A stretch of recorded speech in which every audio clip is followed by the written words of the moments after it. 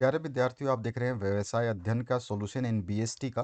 काफ़ी कमेंट आ रहा था इस पेपर के सॉल्यूशन के लिए, तो चलिए स्टार्ट करते हैं इस क्वेश्चन पेपर के सॉल्यूशन को और देखते हैं इसमें कौन कौन से क्वेश्चंस आए थे और क्या आंसर्स रहने वाले हैं उसके।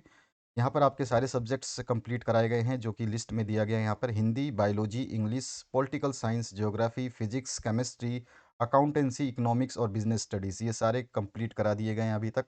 और जो बनेंगे वो आपको लिस्ट मिल जाएगी उसकी। पहले क्वेश्चन से स्टार्ट करते हैं। प्रबंध का पहला कार्य जो है नियोजन है, प्लानिंग है। तो यहाँ पर इंग्लिश में भी इसका क्वेश्चन का आंसर है बी ऑप्शन करेक्ट हो जाएगा। यहाँ पर ध्यान रखना है, सारे क्वेश्चन का आंसर बता रहा हूँ मैं। और भारत में नवीन आर्थिक नीति लागू की गई थी, तो सन 1991 में नवीन आर्थिक नीति जो है लागू की गई थी। नेक्स्ट जो क्वेश्चन है इसमें पूछा गया है, अधिकार अंतरण नहीं किया जा सकता, तो गोपनीय कार्य का जो है अधिकार अंतरण नहीं किया जा सकता। इसमें डी ऑप्शन आपका करेक्ट हो जाएगा। अगले क्वेश्चन की बात करें, तो प्रशिक्षण में बल दिया जाता है तो सर्वगाणी विकास के लिए यानी ऑल राउंड डेवलपमेंट के लिए दिया जाता है। बी ऑप्शन इसमें आपका करेक्ट हो जाएगा। सर्वांगीण विकास या ज्ञान के लिए ऊपर, ठीक है। पांचवा क्वेश्चन है, संप्रेषण अंगूर लता के समान माना जाता है तो अनौपचारिक संप्रेषण को माना जाता है, ठीक है। यहाँ पे बी ऑप्शन करेक्ट हो जाएगा। विपणन का कार्य नहीं है तो संग्रहण करना विपणन का कार्य नहीं है। विज्ञापन, परिवहन, अभिप्रेरण सब आता है उसमें। तो यहाँ पर वही इंग्लिश वर्जन है और उसके जो आंसर्स है आप देख सकते हैं, टिक कर दिए गए हैं, आप इनको देख सकते हो, ठीक है। अगले क्वेश्चन की बात करते हैं। तो अगले क्वेश्चन को मैं अगले क्वेश्चन तक पहुंचने से पहले आपको बता दूं कि पीडीएफ का जो पासवर्ड है इसी वीडियो के दौरान बताया जाएगा 3 स्टेप में। तो पीडीएफ का जो पासवर्ड है उसको नोट करने के लिए बिल्कुल तैयार रहना है आपको, ताकि आपसे पीडीएफ का पासवर्ड छूटे ना। और यदि आप कोई भी अपना क्वेश्चन पेपर भेजना चाहते हैं तो यहाँ पे नंबर दिया गया है, इस नंबर पे आप अपने प्री बोर्ड के पेपर्स या अर्धवार्षिक के या वार्षिक परीक्षाओं के प्रश्न पत्र सॉल्यूशन के लिए भेज सकते हैं, सॉल्यूशन कर दिया जाएगा। आपके सभी 2022 के मॉडल पेपर्स अर्धवार्षिक परीक्षाएं के उत्तर बनाए जा रहे हैं। प्लेलिस्ट डिस्क्रिप्शन में है, रिबन यहाँ चल रही है, इसमें बताया जा रहा है बार बार कि आप प्लेलिस्ट ज़रूर विजिट करिए, तो अपने प्लेलिस्ट को हमेशा देखा करिए, ठीक है।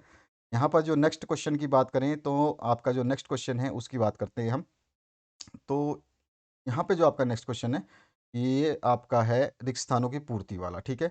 इसको आप भूल जाइए, ये आपके काम का नहीं है, तो इसको आप भूल जाइए, ठीक है। मैं आपको बता दूंगा मध्यकालीन और जो आपका अल्पकालीन, ये कहाँ का आंसर है, ये यहाँ पे गलती से रह गया है, तो इसमें आपको घबराने की आवश्यकता नहीं है। यहाँ पर जो है आपका रिक्त स्थानों की पूर्ति करनी है तो नियोजन भविष्य के बारे में सोचने की प्रक्रिया है, यानी कि planning is the process of thinking about future. केंद्रीकरण, जो विकेंद्रीकरण है वो भार अर्पण का ही एक विकसित विकसित रूप है, यानी कि decentralisation is a developed form of delegation. उसके बाद में चयन एक साध्य है, प्रारंभ नहीं, यानी कि जो आपका selection is an and not the beginning. उसके बाद में आपका मोटिवेशन इज टू टाइप्स होते हैं, अभिप्रेरणा दो प्रकार की होती हैं। उसके बाद में वित्तीय प्रबंध सामान्य प्रबंध की शाखा है, यानी कि इसकी ब्रांच है। उसके अलावा फिर नेक्स्ट क्वेश्चन है, डैश द्वारा वस्तुओं की पहचान स्थापित की जाती है, तो ब्रांड द्वारा जो है आप आइडेंटिफाई करते हैं प्रोडक्ट की जो भी ब्रांडिंग है उसी के द्वारा। उसके बाद में नेक्स्ट जो है आपका उपभोक्ता संरक्षण अधिनियम 1986 में बनाया गया था, 1986 में। तो ये फिलअप्स हो गए आपके।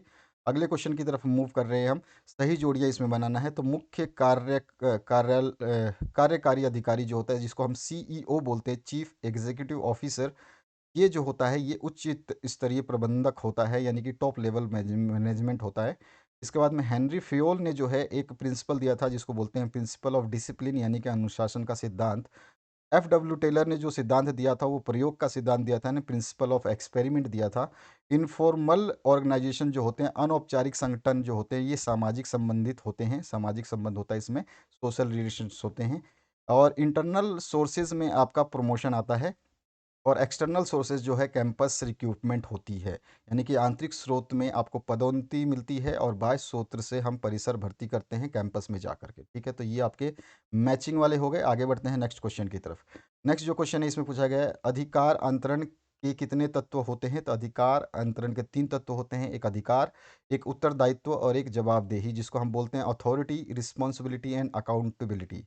उसके बाद नेक्स्ट जो क्वेश्चन है, वेतन कौन सी अभिप्रेरणा है, तो ये वित्तीय अभिप्रेरणा है, यानी कि फाइनेंशियल मोटिवेशन है। उसके बाद में वास्तविक कार्य प्रगति और प्रमाण के अंतर को क्या कहते हैं, तो इसको नियंत्रण कहते हैं, यानी कंट्रोलिंग कहते हैं। नेक्स्ट है कच्चे माल की पूर्ति को बनाए रखना कौन सा नियंत्रण है, तो इसको सामग्री नियंत्रण या मटेरियल कंट्रोल कहा जाता है। उसके बाद में नेक्स्ट जो है वित्तीय नियोजन कितने प्रकार का होता है, तो वित्तीय नियोजन 3 प्रकार का होता है, अल्पकालीन, मध्यकालीन और दीर्घकालीन, यानी short term, middle term and long term. उसके बाद में मुद्रा बाजार का नियंत्रण किस संस्था द्वारा किया जाता है? केंद्रीय बैंक जो है मुद्रा बाजार को नियंत्रित करती है, सेंट्रल बैंक। और देश का सबसे बड़ा स्टॉक एक्सचेंज जो है नेशनल स्टॉक एक्सचेंज है, और इसका नाम इंग्लिश में भी हिंदी में भी सेम ही लिखोगे, नेशनल स्टॉक एक्सचेंज।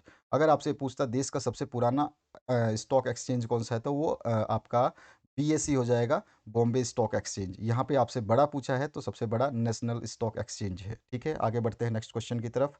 सत्य असत्य की जांच करनी है, ये सारे सॉल्यूशंस आपके बना दिए गए हैं। पहला पासवर्ड यहाँ पे दे दिया गया है, जो कि आपका पासवर्ड है 12। ठीक है, 12 जो है फर्स्ट डिजिट है, इसके बाद में और डिजिट आएंगी उनको मैं बता दूंगा।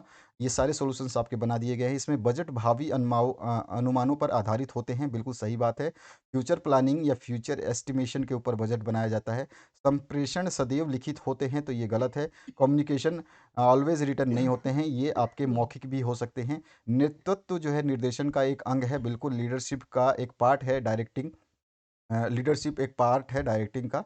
उसके बाद में आपका नेक्स्ट जो है विचलन सदैव ऋणात्मक होता है, तो नहीं, ये गलत है। विचलन जो है आपका सदैव स्टैंडर्ड जो विचलन होता है वो हमेशा पॉजिटिव और जीरो ही होगा। और कोई विचलन आपका नेगेटिव भी हो सकता है, पॉजिटिव भी हो सकता है, जीरो भी हो सकता है, लेकिन स्टैंडर्ड डेविएशन हमेशा पॉजिटिव होता है या फिर जीरो होता है।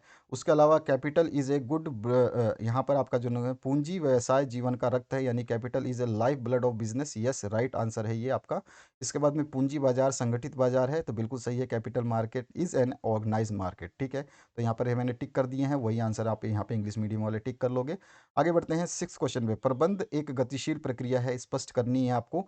तो इसका और पार्ट में है, नव परिवर्तन से क्या समझते हैं ये आपको बताना है। तो प्रबंध एक गतिशील प्रक्रिया है क्योंकि यह पर्यावरण में होने वाले परिवर्तनों के साथ बदलती रहती है। यह निरंतर प्रक्रिया है क्योंकि यह उपलब्ध साधनों का कुशलतापूर्वक और प्रभावी ढंग से उपयोग करके वांछित लक्ष्यों और उद्देश्यों को पूरा करने के लिए लोगों के प्रयासों का के समन्वय का कार्य है।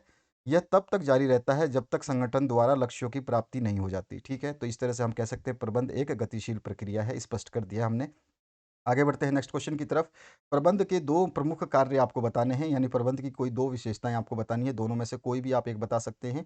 तो हम यहाँ पे अथवा के बता रहे हैं आपको प्रबंध के कोई दो विशेषताएं। तो प्रबंध की विशेषताओं में प्रबंध एक सतत प्रक्रिया है, management is a continuous activity, ये आप लिख देंगे। इसके बारे में थोड़ा सा दो लाइनों में डिस्क्राइब कर देंगे। इसके बाद में दूसरा जो है इसमें आप लिखेंगे प्रबंध अधिकारों की श्रृंखला है, यानी management is a hatchery of authority, तो ये भी आप इसका लिख देंगे। दोनों आंसर्स आपके सामने लिखे गए हैं, इसमें कोई समझाने वाली बात नहीं है। दो हेडलाइन आपको लिखनी पड़ेगी, ध्यान रखना है आपको। अगले क्वेश्चन की तरफ मूव करते हैं। वैश्वीकरण से क्या आशय है और उदारीकरण से क्या आशय है, दोनों चीज़ें मैंने लिख दी है ताकि आपको कोई दिक्कत ना हो। तो वैश्वीकरण भी आप पढ़ सकते हैं और उदारीकरण भी आप पढ़ सकते हैं। वैश्वीकरण में संपूर्ण विश्व को एक बाजार का रूप प्रदान किया जाता है। वैश्वीकरण से आशय विश्व अर्थव्यवस्था में आय, खुलेपन, बढ़ती हुई अंत निर्भरता यानी परस्पर निर्भरता तथा आर्थिक एकीकरण के फैलाव से है। इसके अंतर्गत विश्व बाजारों के मध्य पारस्परिक निर्भरता उत्पन्न होती है तथा व्यवसाय देश की सीमाओं को पार करके विश्वव्यापी रूप धारण कर लेते हैं। और वैश्वीकरण के द्वारा ऐसे प्रयास किए जाते हैं कि विश्व के सभी देश व्यवसाय एवं उद्योग क्षेत्र में एक दूसरे के साथ सहयोग और समन्वय स्थापित करें। ये होता है वैश्वीकरण का मेन, और इसी तरह से आप समझाएंगे। उदारीकरण की बात करें तो उदारीकरण से आज से व्यवसाय तथा उद्योग पर लगे प्रतिबंधों को न्यूनतम करना है ताकि अनावश्यक प्रतिबंधों को समाप्त किया जा सके। उदारीकरण के द्वारा देश में एक ऐसा आर्थिक वातावरण स्थापित करने के प्रयास किए जाते हैं जिससे देश के व्यवसाय व उद्योग स्वतंत्र रूप से में विकसित हो सके और तथा उनके कार्य करने में किसी प्रकार की बाधाओं का सामना ना करना पड़े। ठीक है, ये चीज़ आप इसको लिख सकते हैं। आगे बढ़ते हैं नाइन्थ क्वेश्चन पे, आपका है व्यावसायिक पर्यावरण से क्या आशय है ये आपको बताना है, या निजीकरण के कोई दो लाभ बताने हैं। तो इसका अथवा वाला हमने आकर्षक निवेश होता है, इसमें निजीकरण के दो लाभ क्या होते हैं, एक तो हो जाएगा आकर्षक निवेश और दूसरा हो जाएगा राजनीतिक हस्तक्षेप की कमी होती है इसमें। तो इसमें आप ये दोनों पॉइंट को लिख करके और दो लाइन में डिस्क्राइब कर देंगे तो आपका आंसर कंप्लीट हो जाएगा। अगले क्वेश्चन की तरफ मूव करते हैं। अगला जो क्वेश्चन है यहाँ पर पूछा गया है 10वां, नियोजन के कोई दो उद्देश्य लिखिए। अथवा में है व्यू रचना या रणनीति किसे कहते हैं ये आप बता सकते हैं। तो भावी कार्य योजना तैयार करना नियोजन का एक उद्देश्य है और भावी गतिविधियों में निश्चितता लाना भी नियोजन का एक उद्देश्य है। तो दो उद्देश्य हमसे पूछा गया है, तो हम दो उद्देश्य आपको बता चुके हैं। इन उद्देश्यों को नोट करें आप। अगले क्वेश्चन की तरफ मूव करते हैं। क्वेश्चन नंबर 11 जो इसमें पूछा गया है, अधिकार अंतरण से क्या आशय है या विकेंद्रीकरण से क्या आशय है। तो विकेंद्रीकरण है, विकेंद्रीकरण भार अर्पण का ही एक विकसित रूप है। जब किसी उच्च अधिकारी द्वारा अधीनस्थ कर्मचारियों को अपेक्षाकृत अधिक मात्रा में अधिकारों का भार अर्पण किया जाता है तो वो विकेंद्रीकरण कहलाता है। इस प्रकार विकेंद्रीकरण एक प्रकार से प्रेरणा तथा उत्तरदायित्वों का वितरण है, जिसके अंतर्गत निम्न स्तरों को लगभग समस्त अधिकार, यानी कि इसको ब्रैकेट में लिखा गया, व्यवस्थित रूप से सौंप दिए जाते हैं। अतः विकेंद्रीकरण का क्षेत्र भारार्पण की तुलना में अधिक व्यापक होता है। ठीक है, आगे बढ़ते हैं। नेक्स्ट जो 12 नंबर क्वेश्चन है उसके ऊपर। 12 नंबर है, औपचारिक तथा अनौपचारिक संगठन में दो अंतर आपको बताने हैं, या फिर आप संगठन के कोई दो उद्देश्य लिख सकते हैं। संगठन के बहुत सारे उद्देश्य हैं, कोई भी दो लिख सकते हैं। औपचारिक संगठन में क्या होता है, इसका निर्माण किसी योजना को पूरा करने के लिए विचार विमर्श करके किया जाता है। इसके तकनीकी उद्देश्य को पूरा करने के उद्देश्य से बनाया जाता है। इसे तकनीकी उद्देश्य को पूरा करने के उद्देश्य से बनाया जाता है। इसका आकार जो है बड़ा हो सकता है। इसमें सत्ता का प्रवाह ऊपर से नीचे की ओर होता है। अनौपचारिक संगठन की बात करें तो इसका निर्माण स्वतः ही सामाजिक संबंधों द्वारा होता है। इसका निर्माण सामाजिक संतोष प्राप्त करने के लिए होता है। यह प्राय छोटे आकार का होता है। इसमें सत्ता का प्रवाह नीचे से ऊपर की ओर होता है। ठीक है, ये डिफरेंसेस हो गए आपके। अब आगे बढ़ते हैं हम नेक्स्ट क्वेश्चन की तरफ। नेक्स्ट क्वेश्चन जो है आपका पूछा गया, विपणन से क्या आशय है और जनसंपर्क क्या है, ये आपको बताना है।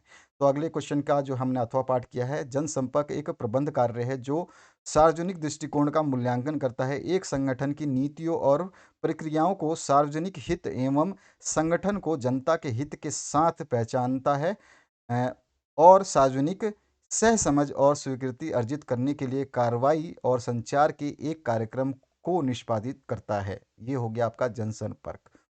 अगले क्वेश्चन की बात करें, 14 नंबर क्वेश्चन पे आ गए हम। 14 नंबर है, इको मार्क स्कीम क्या है या फिर उपभोक्ता संरक्षण अधिनियम के कोई दो उद्देश्य आपको लिखने हैं। तो उपभोक्ता संरक्षण अधिनियम के दो उद्देश्य क्या हैं, उपभोक्ताओं को बेहतर और सार्वजनिक सुरक्षा प्रदान करना, शिकायतों को त्वरित निवारण के लिए मशीनरी प्रदान करना, उपभोक्ताओं के निवारण के लिए ढांचा तैयार करना, उपभोक्ताओं को अधिकार प्रदान करना, उपभोक्ताओं के अधिकारों की रक्षा करना। ये सारे के सारे जो हैं उपभोक्ता संरक्षण अधिनियम के उद्देश्य हैं। आगे बढ़ते हैं नेक्स्ट क्वेश्चन की तरफ। पीडीएफ पासवर्ड में बताया जाएगा। एक पासवर्ड बता चुका हूँ, दूसरे पासवर्ड की तरफ हम मूव कर रहे हैं। उपभोक्ता की कोई दो समस्याओं का वर्णन करना है। अथवा में है आपका कि उपभोक्ता के किन्हीं दो अधिकारों को बताइए। तो अथवा की हम बात करते हैं। उपभोक्ता के अधिकारों में तो एक चुनाव का अधिकार होता है उपभोक्ता का, और दूसरा होता है सुरक्षा का अधिकार। ये मेन अधिकार हैं, इनको जरूर याद करिए और इनके बारे में आप लिख सकते हैं, यहाँ पे लिखा गया है। आगे बढ़ते हैं नेक्स्ट क्वेश्चन की तरफ। क्वेश्चन नंबर 16 की बात करते हैं। वित्तीय एवं गैर वित्तीय अभिप्रेरणा से क्या आशय है, और ऑप्शन में है निर्देशन के कोई तीन सिद्धांतों का वर्णन आपको करना है। तो वित्तीय अभिप्रेरणा के बारे में हम बताएंगे पहले।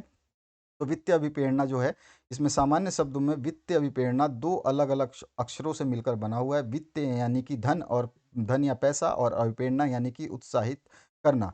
वित्तीय अभिप्रेरणा कर्मचारियों की भौतिक आवश्यकताओं की पूर्ति के लिए आवश्यक मानी जाती है। कर्मचारियों को प्रोत्साहित करने के लिए वित्तीय अभिप्रेरणा को ही अपनाया जाता है। यह अभिप्रेरणा का सबसे लोकप्रिय तरीका है। वित्तीय अभिप्रेरणा में उच्च वेतन वृद्धि, बोनस, और लाभों की हिस्सेदारी, पेंशन, ग्रेजुइटी, बीमा, भविष्य निधि, अंशदान, विशेष वेतन वृद्धि आदि को सम्मिलित किया जाता है। इसी तरह से गैर वित्तीय अभिप्रेरणा में है, यह वित्तीय अभिप्रेरणा के ठीक जो है विपरीत होती है, यानी जस्ट उसकी उल्टी होती है। इसमें लिखा जा सकता है, वित्तीय अभिप्रेरणा दैनिक की अभिप्रेरणा होती है। दैनिक मतलब पर डे की होती है, जो श्रमिकों की आवश्यकताओं को संतुष्ट करता है। और अवित्तीय अभिप्रेरणा का मूल यह है कि इसमें कर्मचारियों को अभिप्रेरणा पैसा में ना दे करके नए अन्य किसी रूप में दिया जाता है। ठीक है, तो इसमें वित्तीय रूप में नहीं दिया जाता, मनी के रूप में नहीं दिया जाता। इस अभिप्रेरणा में निम्नलिखित जैसे कि अच्छा नेतृत्व करना, नौकरी की सुरक्षा करना, अधिकारों का प्रायोजन करना, मान्यता प्राप्त करवाना, या फिर कार्य में गर्व महसूस करना, ये सारी चीज़ें अवित्तीय आती हैं। इसमें पैसे की कोई बात नहीं होती है। 17वां नंबर क्वेश्चन जो है, नियंत्रण के कोई तीन उद्देश्य आपको बताने हैं, यानी कंट्रोलिंग के। और उसके बाद में प्रभावशाली नियंत्रण प्रणाली के कोई तीन आवश्यक तत्व आप बता सकते हैं। तो नियंत्रण के कोई तीन उद्देश्यों में, नियंत्रण का मुख्य उद्देश्य यह जांचना और सुनिश्चित करना है कि कार्य का निष्पादन योजनाओं के अनुसार हो। योजनाओं को अधिक प्रभावी बनाने के लिए प्रबंधकों को प्रगति प्रगति को मापने के लिए ठीक से योजना बनानी होगी और उन्हें कार्य को प्रभावी ढंग से करने के लिए निर्देशित करने के लिए प्रतिक्रिया प्राप्त करना होगा। संगठन को प्रभावी बनाने के लिए किसी भी संगठन को अपने लक्ष्य और उद्देश्यों को प्राप्त करने के लिए नियंत्रण की आवश्यकता होती है। उसके अलावा नियंत्रण लेने में मदद करना, यानी कि नियंत्रण का अंतिम उद्देश्य प्रबंधकों को बेहतर निर्णय लेने में मदद करना है। नियंत्रण प्रबंधकों को समस्या के बारे में जागरूकता देता है और निर्णय लेने के लिए आवश्यक जानकारी देता है। तो इस तरह से हम कोई भी उद्देश्य बता सकते हैं। यहाँ पे 4 उद्देश्य लिखे हैं जो आपको याद करना है, याद कर सकते हैं। इसके अलावा 2 उद्देश्य नीचे लिखे हैं, इनको भी आप याद करना चाहें तो कर सकते हैं। ध्यान रखना है आपको, सारे उद्देश्यों को आपको पढ़ लेना है एक साथ में, ये सारे उद्देश्य हैं आपके। तो अगले क्वेश्चन की तरफ मूव कर रहे हैं हम। अगला जो क्वेश्चन है इसमें पूछा गया 18 नंबर। इसमें पूछा गया है आपसे वित्तीय नियोजन की 3 सीमाएँ आपको बतानी है और वित्तीय नियोजन के महत्व का वर्णन आपको करना है। इन दोनों में से कोई एक क्वेश्चन करना है। हमने वित्तीय नियोजन की 3 सीमाएँ बताई हैं। इसमें आपका जो सेकंड पासवर्ड है वो है 56, 56 जो है आपका दूसरा पासवर्ड है। आगे चल के हम दूसरे पासवर्ड की बात करेंगे, तो 56 नोट कर लीजिए। यहाँ पर वित्तीय नियोजन व्यवसाय की सफलता में महत्वपूर्ण योगदान करता है, लेकिन वित्तीय नियोजन भविष्य से अधिक संबंधित होने के कारण उसकी निम्न सीमाएँ होती हैं। एक तो समन्वय का अभाव होता है, दूसरा इसमें हम लिख सकते हैं समय अनुसार परिवर्तन का अभाव होता है और पूर्व अनुमान का जो है इस पे ये आधारित होता है। तो ये 3 चीज़ें हम इसमें बता सकते हैं, क्योंकि हमें 3 सीमाएँ इसकी बतानी है, तो ये 3 सीमाएँ आप इसमें लिख देंगे। आपके सामने है तीनों सीमाएँ, आप इसको पॉज़ करके पढ़ लीजिए, आपको समझ में आ जाएगा। अगले क्वेश्चन की बात करें 19 नंबर, वित्तीय बाजार के 3 कार्य लिखिए और ऑप्शन में है पूंजी बाजार व मुद्रा बाजार में 3 अंतर आपको बताने हैं। तो वित्तीय बाजार के कार्य जो है हम बताते हैं। तो वित्तीय बाजार के 3 कार्य में एक हो गया बचतों को गतिशील बनाना तथा उन्हें उत्पादक उपयोग में सरणित करना, ठीक है? और दूसरा है कीमत निर्धारण में सहायक होता है। तीसरा है वित्तीय संपत्तियों को तरलता प्रदान करता है और चौथा है लेन-देन की लागत को घटाता है। तो ये सारी चीज़ें हम लिख सकते हैं इसके अंदर आंसर में, ठीक है? तो इन आंसर्स को आप पढ़ लीजिए, आपका 19 नंबर आंसर कंप्लीट हो जाएगा। आगे बढ़ते हैं हम 20 नंबर क्वेश्चन पे। हेनरी फ़ेयोल द्वारा प्रतिपादित प्रबंध के 4 सिद्धांतों को लिखना है या फिर वैज्ञानिक प्रबंध की कोई 4 विशेषताएँ आपको लिखनी है। तो हम जानते हैं हेनरी फ़ेयोल के सिद्धांत को और उसके बारे में हम लिखेंगे। तो उनका जो पहला जो था कार्य का विभाजन होता है, ठीक है? उनके प्रतिपादित सिद्धांतों की बात कर रहे हैं हम। एक कार्य का विभाजन है, उसके अंदर आप 4 लाइनें लिख करके समझाएँगे इसको। उसके बाद दूसरा होता है अधिकार और उत्तरदायित्व, तो इसको हम समझा देंगे। दूसरे के बाद में हम तीसरे पॉइंट की तरफ चलते हैं। यहाँ पे एक अनुशासन आएगा आपका, इस पॉइंट को हम समझा देंगे। आप पॉइंट वाइज़ पॉइंट लिखें और याद करें और स्क्रीनशॉट लेना चाहें स्क्रीनशॉट ले लें, अगर किसी को अ, डिस्क्रिप्शन बॉक्स देखना नहीं आता या पीडीएफ डाउनलोड करना नहीं आता तो। चौथा है आदेश की एकता होती है, तो यहाँ पर ये 4 पॉइंट हो गए। इसका अथवा पाठ जो है इसमें क्या पूछा गया आपसे देखिए, वैज्ञानिक प्रबंध की कोई 4 विशेषताएँ लिखनी है, तो इसको भी हम समझा देते हैं। यहाँ पर जो अथवा पाठ है वैज्ञानिक प्रबंध की प्रमुख विशेषताओं में एक है आपका निश्चित योजना, ए डिफाइनाइट प्लान, ए डिफाइनाइट प्लान होता है इसमें। और दूसरा होता है वैज्ञानिक विश्लेषण का प्रयोग यानी साइंटिफिक एनालिसिस एक्सपेरिमेंट। और इसके बाद में तीसरा होता है नियमों का समूह यानी सेट ऑफ रूल्स। और चौथा होता है सामयिक अध्ययन यानी टाइमली स्टडी या टाइम स्टडी, ठीक है? तो ये चारों पॉइंट आप लिख दोगे तो ये भी आपका आंसर कंप्लीट हो जाएगा। इसको आराम से पढ़ लीजिए, देख लीजिए। अगले क्वेश्चन की तरफ मूव करते हैं। उद्देश्य एवं नीति में 4 अंतर बताने हैं या फिर नियोजन प्रक्रिया का वर्णन आपको करना है। तो सबसे पहले उद्देश्य की बात करें तो परिभाषा में उद्देश्य किसी भी संगठन या व्यक्ति के लिए वांछित गंतव्य को प्राप्त करने के लिए पूर्व निर्धारित विचारों या लक्ष्यों का समूह है। नीतियाँ विभिन्न दिशा निर्देशों और नियमों के सेट को बताकर वांछित लक्ष्यों को प्राप्त करने का एक साधन है, ठीक है? तो यहाँ पर हमने उद्देश्य और नीतियाँ दोनों की परिभाषा के रूप में समझा दिया। फिर आवश्यकता के रूप में हम समझा सकते हैं, ये व्यक्ति और संगठनों के लिए प्राथमिक और अत्यंत महत्वपूर्ण है। संगठन के अस्तित्व के लिए नीतियाँ जो है बुनियादी महत्व नहीं है, ठीक है? इसके अलावा महत्व के ऊपर बता सकते हैं, किसी भी संगठन को दिशाहीन करने के लिए उसके बेहतर कामकाज के उद्देश्यों की आवश्यकता होती है, ठीक है? और उसके अलावा हम कह सकते हैं जो वांछित है उसे हम प्राप्त करने का एक संगठित तरीका प्रदान करने के लिए नीतियों की आवश्यकता होती है, ठीक है? उसके बाद में क्यूरेट होता है, ये भी हम कर सकते हैं और उद्देश्य है, ये भी बता सकते हैं। तो इस तरह से हम सारे आंसर्स को एक साथ लिख सकते हैं। यहाँ से आप परिभाषा से स्टार्ट करके पूरा आंसर लिख सकते हैं, ये आपके सामने है। अगले क्वेश्चन की बात करते हैं, उसकी तरफ मूव करते हैं। और आपका जो अगला क्वेश्चन है इसमें पूछा गया है भर्ती और चयन के कोई 4 अंतर बताने हैं, अथवा मैं भर्ती के 4 बाह्य स्रोतों के आपको जो है वर्णन करने हैं। ठीक है, आपके ये सारे सब्जेक्ट्स बना दिए गए जिसमें Hindi, biology, English, political science, geography, physics, chemistry, accountancy, economics और बिजनेस स्टडीज़ अवेलेबल हैं। इन सभी को आप प्ले लिस्ट में देख सकते हैं। नीचे यहाँ पे आपको लाइन से बार बार में इंडिकेशन मिल रहा है कि प्ले लिस्ट विजिट करें, प्ले लिस्ट विजिट करें। इसके बाद में आपका जो ये बाह्य सूत्र में क्या आता है, पूर्व कर्मचारियों की पूर्ण नियुक्ति एक बाह्य सूत्र में आता है। उसके बाद में मित्र या रिश्तेदार जो है ये भी बाह्य सूत्र में आएंगे। और श्रम संघों द्वारा भर्ती जो होती है ये भी बाह्य सूत्र में, जिसको ठेकेदारी बोलते हैं। और विज्ञापन और मीडिया है ये भी आपका हो जाता है। इसके अलावा पांचवा पॉइंट आप रिक्रूटमेंट कर सकते हैं, जो कैंपस रिक्रूटमेंट होता है, जो कॉलेजों में जा करके हम बाहर भर्तियां करते हैं, वो भी हो सकता है। तो ये आपके चार हमने लिख दिए, आप चाहें तो और भी ऐड कर सकते हैं। ये पूरा सोल्यूशन आपका हो गया, कंप्लीट हो गया। अब आगे बढ़ते हैं, आपका जो नेक्स्ट क्वेश्चन है उसकी तरफ। ध्यान रखना है आपको, पीडीएफ का पासवर्ड इसी वीडियो के दौरान बताया जाएगा। आपके 2 चरण में पासवर्ड मैं बता चुका हूँ, अगले चरण का पासवर्ड अभी बता दूंगा।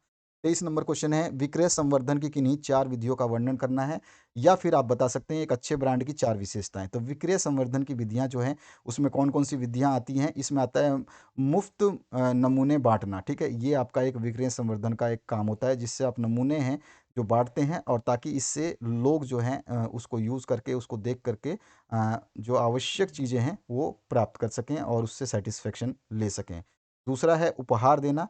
तीसरा है पुरानी वस्तु देकर नई वस्तु लेना, यानी कि एक्सचेंज करना और मूल्य में कमी करना। इस तरह से आप ये आंसर लिख सकते हैं, जो कि आपका विक्रय संवर्धन की विधियों में शामिल होते हैं। तो ये आपके आंसर हो गए विक्रय संवर्धन के। आप इसको आराम से वीडियो को पॉज करके पढ़ लीजिए। अगर किसी को स्क्रीनशॉट लेना है तो स्क्रीनशॉट ले सकता है। लास्ट जो अंतिम पासवर्ड है इस वीडियो का, उसको ज़रूर नोट करिए, वो है पासवर्ड आपका 34। ठीक है, 34 नंबर है जो है ये आपका लास्ट पासवर्ड है। और अपने क्वेश्चन पेपर्स प्री बोर्ड के, अर्धवार्षिक के, वार्षिक के, जो भी पेपर आप भेजेंगे इस नंबर पे भेज सकते हैं। साफ साफ फोटो भेजिए, पीडीएफ बना के भेजेंगे तो बहुत अच्छी बात है, लेकिन भेजते समय अपना ज़िला ज़रूर मेंशन करें कि आप किस ज़िले से भेज रहे हैं, ताकि हमको पता रहे कि आप कहाँ से इस पेपर को भेज रहे हैं। इसके अलावा आपको कोई भी चीज़ मेंशन करने की आवश्यकता नहीं है, आपके सारे पासवर्ड्स मैंने बता दिए हैं। वीडियो को आपने स्किप नहीं किया होगा तो आपको सब कुछ मिल गया होगा। तो आशा करता हूँ इस वीडियो से आप लोगों को हेल्प मिलेगी। आने वाले समय में आपके और भी सब्जेक्ट्स जो हैं उनको डाल दिया जाएगा। आप इस चैनल पे बने रहिए और अपने एग्जाम्स की तैयारी करिए। मोस्ट इंपॉर्टेंट क्वेश्चंस भी समय अनुसार आपको मिलते रहेंगे। हमारे पास जो क्वेश्चंस मिलेंगे वो केवल सेलेक्टेड क्वेश्चंस मिलेंगे, ज़्यादा एक्स्ट्रा क्वेश्चंस नहीं दिए जाएंगे। तो आशा करता हूँ इस वीडियो से आप लोगों को संतुष्टि मिली होगी। अपने दोस्तों के साथ शेयर करना बिल्कुल भी ना भूलें, लाइक का बटन दबा करके, चैनल को सब्सक्राइब करके और बेल आइकन को क्लिक कर ले, ताकि कोई भी आपकी वीडियो आपसे छूटे ना।